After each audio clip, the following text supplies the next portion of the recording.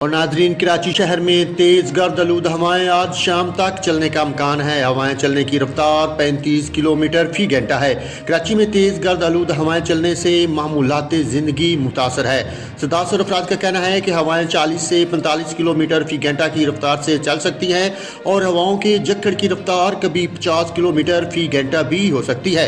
انہوں نے کہا کہ تیز گرد آلود ہوائیں چلنے کی وجہ سے موسم سرد رہنے کا امکان ہے۔ شہر میں اس وقت درجہ حرارت 20 ڈگری سینٹی گریڈ ہے۔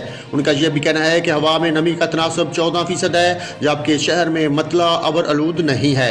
محکمہ موسمیات نے طوفانی ہوا کے باعث آج سے شہر کا درجہ حرارت 10 ڈگری سے کم ہونے کی پیش گوئی کر دی۔ 27 جنوری تک شہر میں سردی کی شدت برقرار رہے گی۔ دنیا کے آلودہ ترین شہروں میں اب سے کچھ دیر پہلے کراچی کا تیسرا نمبر تھا۔ پاکستان میں کراچی فضائی آلودگی کے لحاظ سے پہلے نمبر پر ہے۔ گزشتہ روز سے شہر میں شروع ہونے والی تیز ہواؤں کے باعث مختلف حادثات میں ہلاک ہونے والے افراد کی تعداد 5 ہو گئی ہے۔